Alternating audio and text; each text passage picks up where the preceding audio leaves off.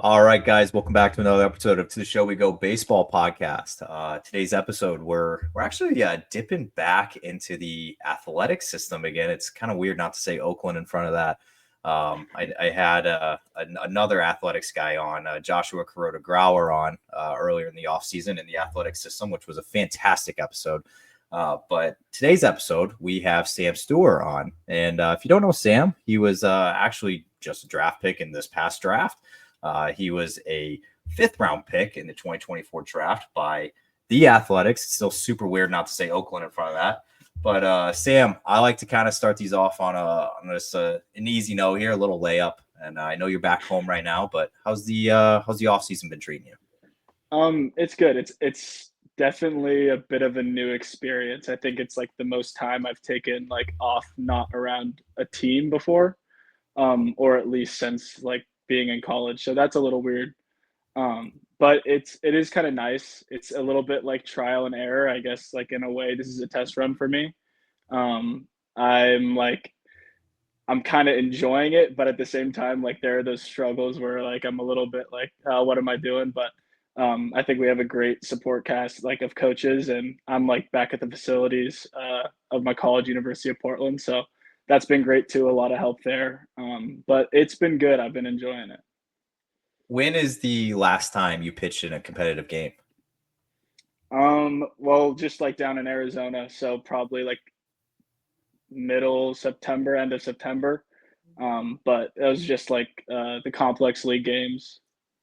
So how does one keep, the competitive edge, like after, being so long since you pitched in college and then, obviously going through the draft and then going to the complex league, like how have you kept like the competitive edge going even after being off this amount of time? Yeah, I mean, I was even talking to like some of the guys just because they're on break now at the school here too, and like you're lifting by yourself, and like I think it's something that like I really enjoy. Like I like that part. I love lifting, but it does get like a little mundane, especially like some days when you are just like the only one in there. And it's really easy to be like, oh, I have to hit like 3 by 8. I could just do 3 by 6, you know. But then there's also those like little thoughts of, oh, but like I kind of have to do that, like you know. So I think there's like little things like that, like knowing that like the results will show up. I think like just like practicing, even if like you don't really know what you're doing or what it's translating to, I think putting in the hours is such a separator. And I think that like over time things will like patch themselves up. So I have a few baseball questions or boring questions, but I just got to get them out of the way early on before we get to some, get to know you a little bit off the field. Yeah. I would say 2024 was probably a pretty big year for you. Obviously, you became a professional athlete this year, and in your college journey, man, I'm telling you what, I've done over probably 110, 115 episodes of this podcast, and I've never seen a college journey quite like yours. So I do want to ask you about that. But I want to ask you about a better thing that happened to you this year. You got drafted. You got drafted in the Mhm. fifth round. That's absolutely fantastic. And what was that like for you? I guess take me through. I guess the draft day. Did you know it was coming? Did you know where? Did you know it was going to be the Athletics the whole time? Like, I guess what was your how was it for you? Yeah. So I mean, I had like didn't I had told my advisor at the time like I didn't really want to hear anything until like the season was over. Like I didn't want to really like besides stuff like maybe I accidentally saw on my phone of like projections or stuff like that. But I really wanted to like keep it all away. And like I know I could feel like some traction. I felt like I really hit like some strides later in the season. So then like when it got down to the time, I was hearing like it could be anywhere like 4 to 7. And I was just thinking conservative in my head, like, all right, like around the seventh, like we'll shoot for there. But like you said, like interesting college journey going into the season. Like even if I got drafted in the seventh round, like I would have been ecstatic. But on draft day, I like woke up in the morning and I had heard nothing about the like athletics being like interested. I don't think I had a like combine meeting with them. Um, but like great area scout here and like I talked with him, but besides that, like no really other like pursuing interest that like I had felt. Um, and my advisor just texted me in the morning and he was just like, hey, like heads up, the athletics might draft you today, you know? And I was like, okay, there's a bunch of like, what are we talking about here?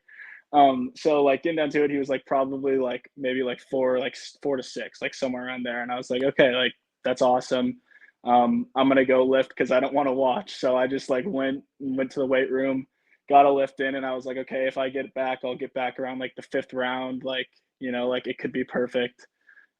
So I got home, and then my advisor texted me, and he was like, yo, like you're gonna go probably in like maybe three of these next like six slots. And I was like, oh my God, like, okay, like two of them were teams that I had talked to, and then there were the athletics. So I was like, okay, like I actually have to like sit down and watch. And it was just me at my college house, my roommate. I'm not someone that really likes like a lot of like eyes on me. So I was like, I just want to be alone. Like either way, I can just like go through with it. So I was just sitting down, and then I get a buzz on my phone, and my TV must have been behind because my friend had texted me, and he was like, "Dude, like athletics, no way!" And I was like, "What are you talking about? There's still like three picks." But yeah, so then I got a little like I didn't get to see it, but then when it popped up, it was just like okay, it all set in, and it was a really cool like journey to see your face up there and everything. So after the draft, you see your name called. You obviously get a call from the team, and Mhm. you get to kind of talk to your family about it and things like that. How long did it take to kind of settle in after the draft to be like, okay, I'm now a professional athlete? Yeah, I mean, it was like it felt so weird still. Like I think I was like really, really excited. Like when I like was like, okay, I'm like about to head down there. Like that'll be fun. I get to be a part of like the team and everything. But um I like I remember like talking about and like they were like pumped and I was like still like, oh my God, like I kind of thought it was gonna happen, but like that's crazy. And then like I think talk going back home and like seeing my parents because that was just like, all right, like I'm coming back home like right now. And that was really cool, like so grateful for all the support they've had, especially like through my little weird journey. But it was a really cool moment. And then it was kind of like uh, getting to like sign the letter and like having them come here. And like that was cool too. And having my whole family there. That's when it really set in. All right, I got one more question for you before I jump to your life before the pros, where I'm gonna get into a little bit of the college journey here because I am curious about a few things. So you get drafted, you head down to the complex, and you said you were kind of pitching in some complex games and things like Mhm. that. What was it like? I guess getting down there and I guess getting acquainted to the pro lifestyle, and obviously I know you weren't in like an affiliate or anything like that yet, but what was it like? I guess just being in a major league complex and just getting used to just like being around and some of the stuff that they have. They have a lot of access to data and analytics you probably didn't haven't Mhm. seen before. So what was that like? I guess seeing that for the first time. Yeah, I mean, it was really cool. Like great facilities down there in Arizona. It was like I had a great roommate, Gage Jump, so like that was really cool. Pretty much my first introductory, um, and then like meeting all the guys was great. And then like you go through the first week where it's kind of just like paperwork, meetings, all that stuff, which is like not gonna lie, it's a little mundane, but like it's a great time to like like meet everyone and like get to know each other. And like that's such a cool part. Like even like hearing like meetings when people go around and like share like probably a shorter version of this of just like their little story. So I mean, you see like a bunch of people like are from very different backgrounds, and like that's like stuff I went back and like told my friends like, yo, dude, like it doesn't matter like where you are or what you're doing right now, like you can make something happen. But I actually really liked the schedule of like, I mean, it was definitely hot down there, but like getting like going through things, it was like really fun to be a part of that. Facilities were great. Loved lifting there. It was really fun. Great strength coaches. And then, like you said, like the other side of it, like pitching, I knew like I had never been someone that had like a pitching coach or like really went into stuff like that. Like there were things I picked up, but I was pretty clear in my meetings that like I thought like there was a lot of room for growth for me. And like that's something that I was really excited about learning is like you even see like I'd see reports on myself and be like I don't really know what it's talking about, or like meeting with scouts that were saying stuff. So like learning how to weaponize my stuff. We have a great guy down there. So it's been really cool. Yeah, it's well, two things from that. One, have you ever been to Arizona before you got drafted? Yeah, I actually had a workout down there with the Reds pre-draft, so it was probably in like August or something. But I had played like little tournaments down there before, but not like for a stretch, really like the combine or then like going down for the last 2 months. And then another thing too is you were kind of talking like, hey, like I always think it's cool too, like how some guys that, when they get drafted, especially guys that, are fresh out of high school, or maybe they went to a smaller college or whatever it was. Maybe they were a JUCO kid, went to a smaller D1 school or whatever it was. And they get to their professional organization after they get drafted or signed or whatever it is. And, they had never seen any of this. They'd never seen any of the analytics, the data, anything. And like all the underlying stats that they have access to. How long did that take you to kind of be like, okay, like I'm kind of familiar with some of the stuff that I'd never seen before? Yeah, I mean, I think I got like a pretty good base probably just from like watching pitching ninja stuff and then like Oh, knowing good, like good really account, well yeah. like yeah, and like obviously like you want to know like how to get better. So like there was like a part in the season like last year where I started like, like okay, my fastball like rides more and like my horizontal break is like decreasing. So I'm throwing just like I have to throw like a little more up in the zone. And I was also at a spot where I was like, why is my fastball getting hit as much as it like does? So like I was able to pick up on things like that. Like I feel like I'm pretty well versed with my stuff now. And like I said, like there's people down there that have helped me like a lot with that. But it's also really cool, like when you see like another one of our draft picks and like right away they're like, yo, you have this, or like we can make you throw this. And like it's something that they saw and that like maybe another team didn't see that like we could make this guy really good. And like I feel like now you hear a lot about like Shoti Imanaga or something like that, like a guy that I felt like when we had like a little like velo jump or like lust for velo in like the show that people like thought that's what made a good fastball, but then you got this little like 5'6" dude with like a 4.5 foot release height throwing rise balls, and like it's better than most guys 99. So I think like that stuff's really cool. And then I think that also leads to like a lot of confidence in your stuff when you're like, no, like there is backing for why this is gonna make you swing and miss. I can throw it right down the middle, you know? Yeah, I could probably do like I could probably sit here and listen to pitchers talk for like an hour on like the pitch science and like the guys like yourself that kind of like understand the underlying stuff and I don't know. I could sit here and probably like talk to you for an hour about that, but um, some of it's still over my head, and obviously I'm Very not much so. and it is what it is, but I think a lot of the pitching development is starting to, like you said, pitching ninja is a perfect example. Like the public, the general baseball fan is starting to understand more and more of this, and I think with accounts like pitching ninja and more accounts like that, it's only going to grow. Like I guess the casual fan learning, I guess the behind the scenes of what pitchers are kind of going through and what makes them them and what makes their pitches go the way they go. But Yeah, all yeah, right. I think well, like I think like statistics or like numbers are kind of scary too, but I also think like once I realized that it is just like a more visual interpretation of feel and not just like data, then like I think it helps a lot. Cause like for a while I was like, I don't even want to like mess with that, you know? But once you realize like, oh, if I just hold a fastball like this, that's why it's doing that on the Rapsodo or like iPad or whatever you're looking at, then it's like adds another like layer. I'm gonna have to have you back on for part two, and we might just talk about like just everything behind the scenes like that. I'm fascinated by it. I am. I know there's an audience for it. I know some people are just like, what are they even talking about? But I might have you on for part two for that. I'm gonna shoot to life before the pros now because I think your story is absolutely fascinating. I'm gonna start though before that whole college experience you had. I'm gonna start at the very beginning here. Who got you into baseball? Um, well, it was my dad that got me into baseball, and I actually have a twin brother, so like started sports like the same age as him.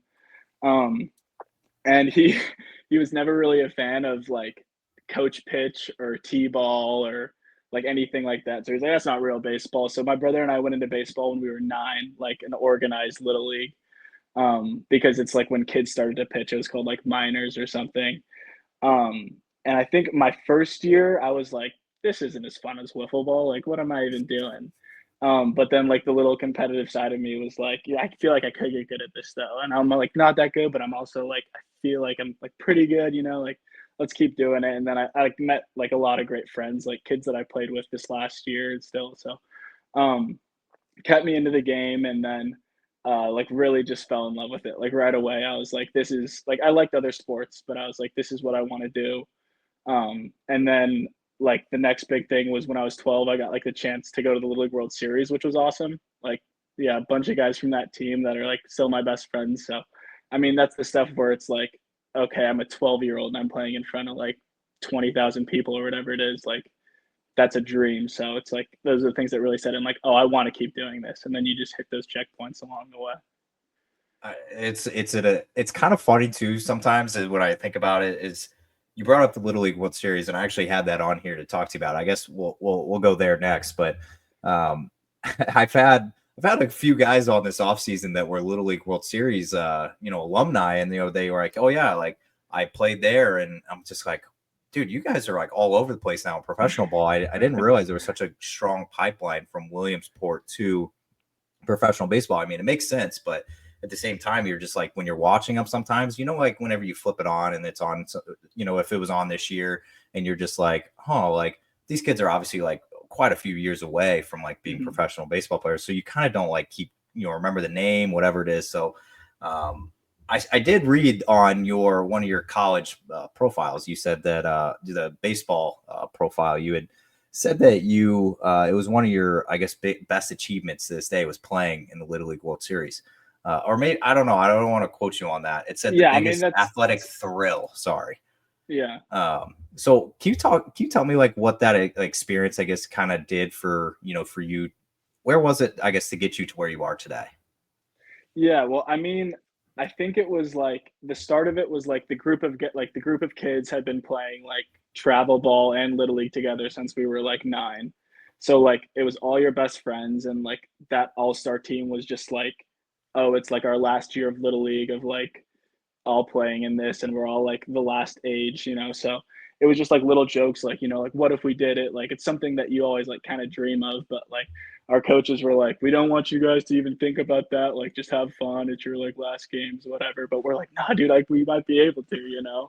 And then so like you like win districts, go to state, and then in states I was like we just like we're kind of insane. I was like, okay, like we could do this thing. And like then we like regionals was like the first experience of like a bunch of fans, and that's just like a taste of like everything. Like there's cameras on you, and it's like, okay, like this is something I 100% want to do. So, I mean, I think like in that way, it like kind of gives you a taste. And I think that could be like part of a little pipeline that you were talking about that like once you hit that, it feels like a lot more things are kind of possible. Like it's kind of something that we joked about and then it became so real. But yeah, I mean, just walking around there for a week and having people like walk up to your like for your autograph is just like so foreign. And you're like, I can barely write cursive. You want me to sign your baseball? Like, I don't know what you're talking about. But I mean, it was really fun. Yeah, it's I mean, I love watching it. Like every year it's on, love watching it. And like I said, man, I've ran into so many guys that, that they're just like, "Oh yeah, I did play like back 10 years ago, 12 years ago, whatever it is." Like, it's crazy, man, that you guys are all over the place and it's kind of cool to see. All right, I do want to get into the old college thing here because I think this is unique. So, can you just take me through how you start? So where did you start in college? Yeah, so I started at Lower Columbia. It's a junior college in Longview, Washington. And Okay. like, yeah, How many years did you play there? 1 year. Okay. And then so you have a good season there and then Hmm. you transfer to Oregon State. And so how long were you there and I guess what was that like? Yeah, so I was at Oregon State for 2 years. It was like a dream school of mine. Like you grow up in the Pacific Northwest, like it is like the baseball mecca. Like that's where like a team can actually go to like Omaha and all that stuff.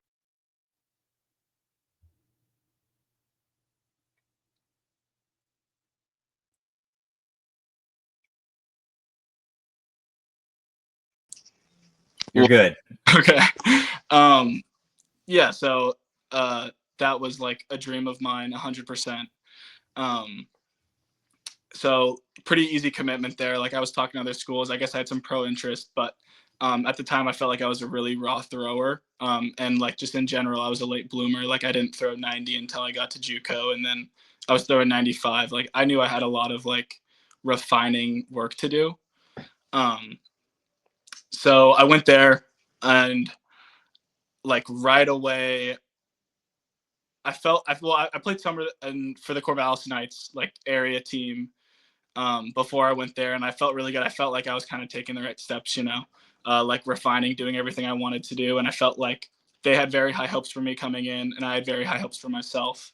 And then like pretty initially, I want to say in the fall, like I just my arm, not that it hurt, but it like didn't feel good, and like velo was dropping, and I felt like I had lost some zip. So I still don't really know like how that could have come up. I think there's a lot of things where you just like get a little lackadaisical. Like it could have just been like building bad habits, throwing plyos, or just anything gradual like that. Where for some reason I was probably just pretty weak mentally, and I had a lot of like just initially lost a lot of confidence like right away. I felt like so much of my success pitching was like based on just like how I could naturally spin a slider, or like how hard I could throw and stuff like that. So when I didn't have that, like, the other stuff just got worse too. So that first year was a struggle. I felt like it was the first time I had like really failed. So I also like didn't probably have like great signs like to deal with it or like anything like that. And um the pitching coach there, Rich Dorman, I still like have a great relationship to this day. He's very strong in the mental side of things. But I just like none of that like really helped. I was probably like just like lacking confidence. And I think at some point like that's just something that like I had to overcome. But it was definitely really hard. Like kids there were really supportive. My first year there, I had a kid, Joey Munt, come up to me and he was like, yo, actually like similar things happened to me. And like, that was really cool to see. Cause I'm like, dude, you're like our best reliever. You have like a wicked slider, all this stuff. So like great group of kids there and everything. Um, but like, I just didn't figure it out that first year. And like, I didn't travel, and it's like, I didn't think I should have traveled. Um, like I didn't think I was good enough. So there's no way like they should have thought I was good enough 100%. And then that summer I was like, okay, maybe I'm not what I once was. We can try to work with what I have. So I went up to Okotoks, probably only threw like 15 innings and like still was struggling. But like could tell like it was kind of getting my feet back under me. Like I could play like good catch play again. Like those are like cha-ching, like that was a huge thing. Like stuff like that, which seems like so simple. And then so I got back to Oregon State and I was like, all right, I don't have like a 95-mile-an-hour fastball. I have like an 89-mile-an-hour four-seam sinker, but I have a good slider that I can throw like whenever I want, wherever I want. Like that was still like a pitch that I had like really good feel for. So I pretty much just went into that fall and threw like 80%, 85% sliders. And like 100% was not where I wanted to be. Still didn't like feel like I was myself as a pitcher, but like felt like I had found success still, and like thought my numbers were good enough, and like I was getting confidence back because like I 100% thought I could get anyone out. Like even if it wasn't how I wanted to get kids out, like I could get you out. Like you're gonna know a slider is coming, it's still gonna be a little hard to hit. So like little things like that. But then in the fall of that second year, I was told just, hey, you're not gonna travel. I don't even know if I was like officially rostered. Like I still like don't know, but like just knew I wasn't gonna travel. Still used all the facilities, stuff like that, was just with like the non-travel group.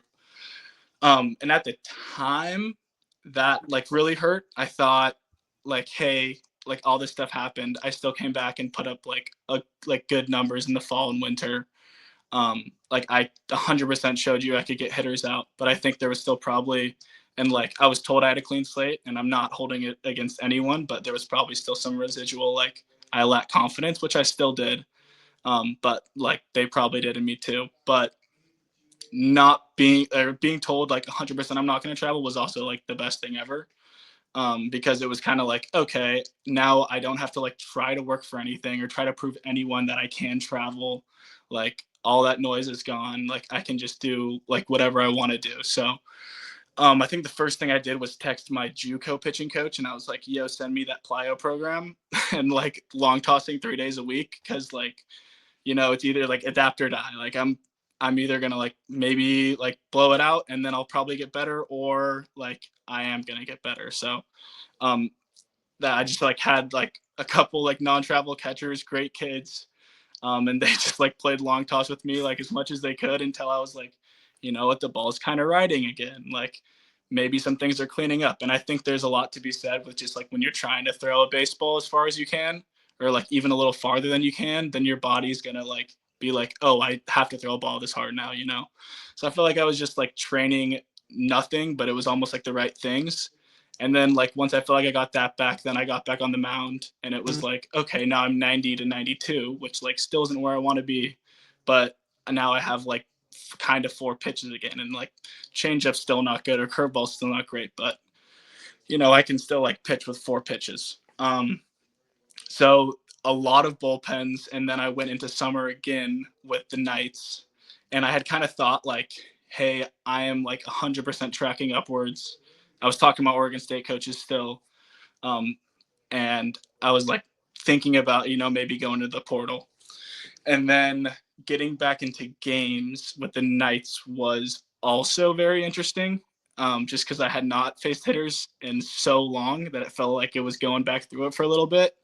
But then I felt like a lot more quickly I started to get my feet under me.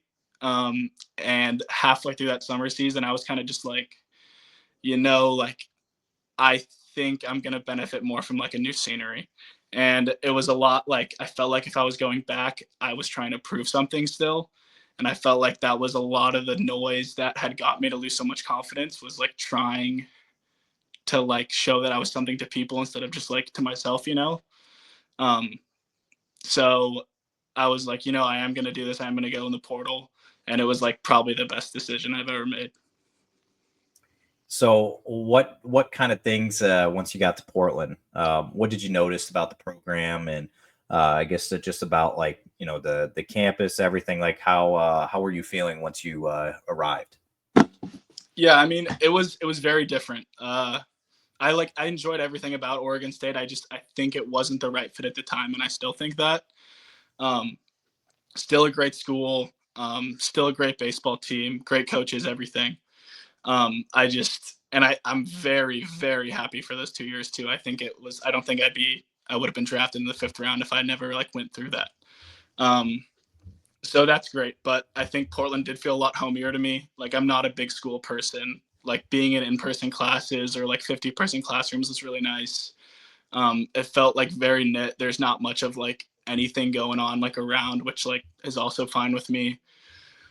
So it was like really good. It was like a 15-minute drive home, which like was might have been one of my least favorite parts about it, because like maybe you do want to be a little bit far away, but it was still good. I could come back and get home cooking. Everything was great there. So um, it felt like a good fit right away, and I think it was also that like it felt like a lot of things were like trending up for me, and like I could kind of feel that. So like that was a cool feeling to like actually experience that.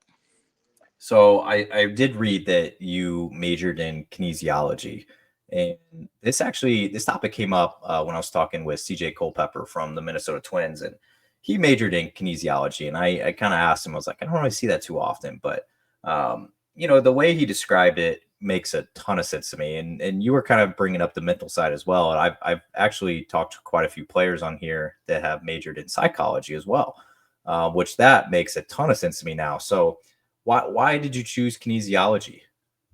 Yeah, so I mean, initially it was something that like I was like, okay, if like sports doesn't work out, I still 100% want to stay around sports and like around people, and like you know like there were a lot of like physicians and everything that I had like great experiences with, and I felt like there were people that impacted me a lot. So I was like, you know, if I could do that, that'd be really cool.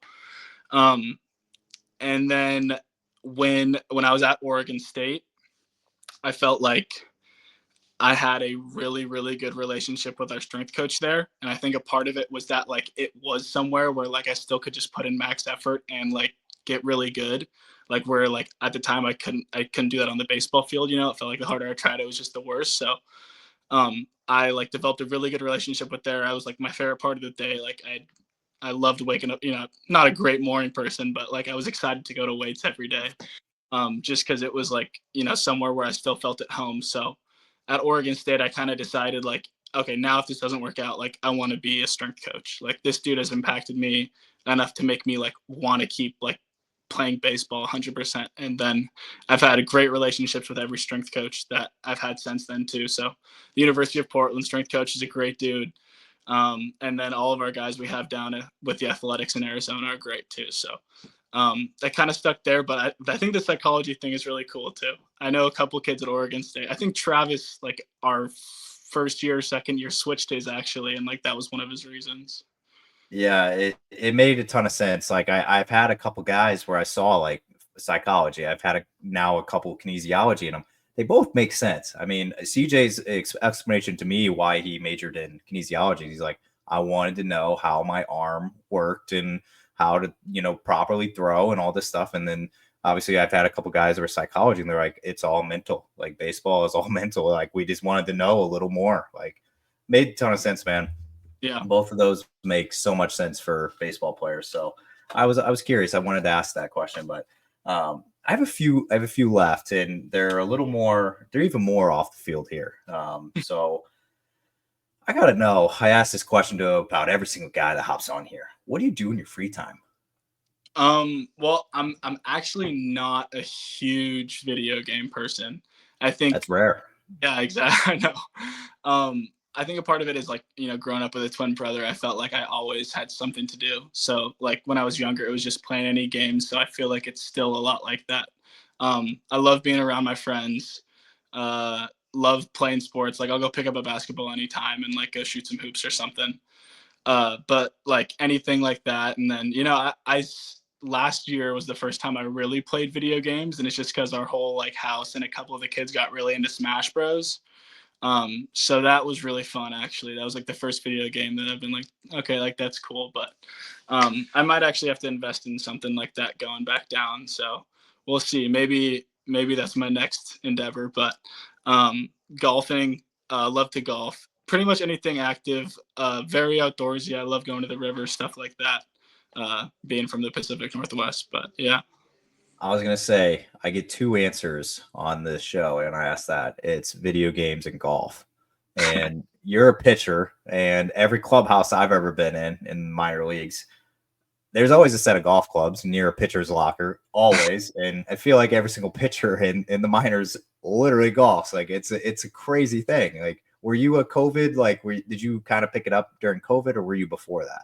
Yeah, no, I actually did pick it up during COVID. Like Okay, me, yeah. See, yeah, a lot of the courses were closed, and then I think like right around then there were like some wildfires too, so the courses were closed, and we're like, we can go play 18 holes, like so. And then I took a little break, but I tried to get back down into it when I was back down in Arizona, and like I felt like I kind of had the foundations, and it's funny like actually talking about like learning how to use your body. I think they're even as a pitcher, like maybe it looks more like a hitter's swing, but I think there's a lot to do with like a golf club swinging and a pitcher's motion. So like stuff like that's fun, but I think it's like one of those things like it's very mental, it's very challenging. Like you have to have a lot of humility. So it's a lot like baseball in like more ways than it just being a slow sport. We've had conspiracy theories being thrown out on this podcast about golfing, and it's mostly the position players. Those guys are throwing it out that they can't golf because they Yeah. think it's going to mess up their swing. So I don't know. That's been thrown out a couple times. I don't know if you believe that or not. Yeah, I mean, I have a couple buddies that say that too, and like, I mean, to each their own. Like, maybe if I was a hitter, I'd agree, but I've never been able to swing a bat too good anyway. Okay. Yeah, but like, I don't know. I feel like you can do both. Yeah, I mean, I'm not gonna tell these guys that they can because these guys get paid, and I'm not a professional athlete, so they can if they believe that, like I'm gonna let them believe it, and if they just don't want to golf, they don't want to golf. So, Yeah. all right, so I got a couple of questions left here. A little, if you weren't playing baseball, I'm assuming you already answered this question. You would want to be an athletic trainer. Yeah, I think more like a strength coach now. Like if I Okay. could, yeah, like something like probably at like a college level, something like that, or like a professional level. But I think that's something that like I don't know. I think you can like motivate kids a lot there, and like it doesn't have to be like around baseball, which is like what like I feel like you see so frequently. So I don't know. I think it's a cool thing. Who were some of your favorite athletes growing up? Ooh, okay. So Matt Kemp is like he was my favorite baseball player, probably still is of all time. Um, that's Gosh, like I feel old after that one. yeah. Oh, you're only 22. You're not that young. Yeah, I mean that's like I think that's like when I was like really really getting into baseball was like 2010, 2011, and he was having like that MVP season. So I became a Dodgers fan after that. So then it was like I loved Kirsch. loved Greinke. And then I feel like now I'm a big Sandy Alcantara fan. Really love watching him. And then there's just like a lot of other guys now that I feel like, but Jose Fernandez was a guy I loved growing up. Mm-hmm. When I got to Oregon State my freshman year, I got an all orange glove just because I remember that. I was like, that thing was so sick. So It was. yeah, so he was one of my favorite guys. I'm trying to think. I guess a little older, probably not that much older. Clay Buchholz. My brother was a Red Sox fan, so I really like Clay Buchholz. I'm trying to think other sports. Huge Allen Iverson fan. Okay, there we go. I like AI. I like LeBron. I swing that way. You have to. Yeah, I like LeBron. Let me think. Football. I don't even know. Oh, I like the Honey Badger when he was in college at LSU. Yeah. Honestly, just not as physical, but Okay. Yeah. You know what though? On the LeBron thing, he gets a lot of hate, man. It's like you got to choose between like him and Jordan, but you just got to respect greatness. It's all you got to do. Just respect greatness. I think I was someone that like a little bit. I was like, like Jordan's probably the guy, and then like as I like kept watching him, I was just like, dude, I'm turning on a game like any day just to see this dude play, and he's like 50 years old. So. All right. Are you a food guy? Yeah. I mean, I love food. Okay, same here. And I always say at the end of these podcasts turn into a little bit of a food podcast. I need a Mount Rushmore out of you, and I need your top 4 restaurant chains. Oh, chains. Yeah. Okay. That makes it a little easier, I think. Okay. Yeah. Is like 100% on there just because it's like if I actually want like a good meal, like pre-game, post-game, Chipotle is probably my go-to. Like on the road, I was ordering Chipotle more than anything else. So gotta be on there. I would say, and this might be a little polarizing just because I think it gets a little too much hate, but like I don't think there's anything wrong with McDonald's. None. It's so reliable. Yeah, nothing wrong. Always great deals. Like you just can't beat it. All right, 2 more. I feel like my chicken spot. Ooh, I might have to do 2 there. There's a right answer here. I think you got to go this way. Okay, I'm going Chick-fil-A. Okay, that's not the way I thought you were gonna go. Were you going Cane's? I was gonna go Zaxby's, but Cane's is fine. I've never had Zaxby's. All right, fair. Cane's is perfectly okay. Actually going. I mean, I like Cane's, but I was going a little between Chick-fil-A and Popeyes. It's fair. A lot more Popeyes where I'm from, but I feel like I've been like since college, I've been a little burnt out on it. Maybe there was one by my high school a little too close or something. So I'll go Chick-fil-A in the 3. And then, okay, little oddball. I'm going Panda Express. Way to my heart, man. Yeah, I love me some Panda. Love me some Panda. Oh, yeah. Man. They got something in that orange chicken. I need the recipe. I don't know what it is. I've asked this question to almost everybody this offseason, and Panda is so slept on. Man, I hear Chipotle's, Chick-fil-A's. Oh, no Panda. Yeah, I mean, Panda probably is not one that I'd eat before a game, but like, it's missed for me, so. It's too good, my man. I'm a big Panda guy, and my wife kind of came around on it too. I just got married like a couple months ago, but congratulations. Thank you. But she kind of was always like, "Why do you like Panda so much?" Because you can get 2 entrees on. You just get the plate with 2 entrees one side, and it's like can't beat it, man. Can't beat it. All right, I'm going to wrap this up with a little thing I like to call this or that. I'm going to give you 2 options, right? And you got to pick one. Don't think about it too hard. It's going to be super quick. But if you give me something that's like outlandish, like if you give me the other side and I think you're in the minority, I might have you defend yourself. Okay. So we're gonna end it on this. I got a few for you. Some of them are easier than others. So we're going to start off with probably an easy one for you. Would you rather have In-N-Out or Whataburger?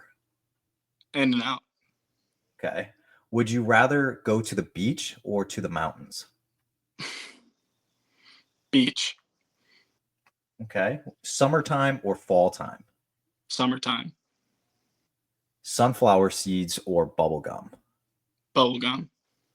Ooh, that's a hot topic there. That's I've got sunflower seeds every time. Oh, This one is the most I think polarizing. I thought it was gonna go the other way. So let's see what you got. Would you rather pitch in a day game or a night game? night game. Why is that? I I I could be very wrong. I feel like it's harder to see the ball. Like I feel like stuff just looks a Okay. little. At least coming out of my hand, it looks a little better. So maybe it's just a nice thing, and it's usually a little cooler. I've gotten so many day games, and I've been surprised by that because I know how, once you get into affiliate, your sleep's got, you're up later. It's like you sleep in a little later, but I've been getting a lot of day games. Okay, maybe that answer changes. We might have to do a follow up. I don't know why either, but I thought it would be night game. I really did. I thought that question was going to be like, maybe I gotta stop asking that I because love it's that. too easy. Okay. What do you like better, starting or relieving? Starting. That's probably easy. Would you rather have a cheeseburger or a chicken sandy? Cheeseburger. Okay. That one's like about as clear of a split as you can get. That's like any day of the week. I don't know, Okay. but I feel like it's a little more reliable. All right. Next question might be a little tough for you. Which one's worse? Is it Arizona heat or is it the Pacific Northwest winter? This winter's been not too bad. Well, it's not over yet. I mean, it's just started. I have high hopes. The winter, I think, and I like if it was 100 year round, like there's no way I could do it. I like the 4 seasons. I Same. wish it snowed more here. I like snow, and I can't stand rain. Like no matter like maybe a little bit, it makes it a little greener here. I like that, but people always think that like living in the Pacific Northwest for 20 years, you like to learn to like rain. It's like no, it's just as miserable as it's always been. I'm with you, man. I grew up in the Midwest. I'm in St. Louis, and they're just like, you're used to the humidity. It's like, no, it still sucks. Like, I'm still soaking wet when I go outside. It sucks. Yeah, no, I felt bad complaining to my like friends that were in Florida over the 2 months. They were like, it's so humid. I was like, yeah, I guess like 110 isn't too bad. Yeah, it's still bad. It's hot. If it's hot, it's hot. It's still bad. All right. I got one last question here before I let you slide. Would you rather end an inning on a strikeout or a double play? Double play. So why is that? Well, I mean, I guess like maybe if it's like the bottom of the ninth, a punchy or something, but I don't know, man. Save some pitch count. Like nothing feels better than just throwing like an 0 heater and having them roll to the shortstop for 2. I'm with you, man. It takes less pitches, and with a guy on, that means you were kind of in a little jam, and you get out of it. So I thought I would get that way more, but a lot of guys are like, no, like strikeout, I can pump myself up and go. But all right, Yeah, it's fair.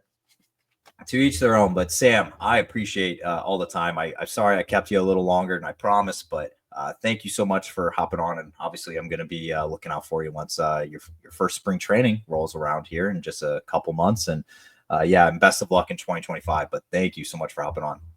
Yeah, I mean, it was great to be on here. Thanks for having me.